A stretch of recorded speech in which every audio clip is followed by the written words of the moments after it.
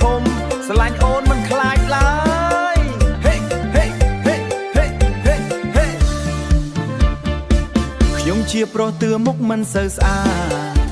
ឈរចិត្តអូនដូចកូនសិស្សជាប់គ្រូបង្រៀន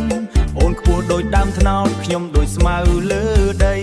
មើលពីចម្ងាយគេថាបងជាកូនអូនទេឬអី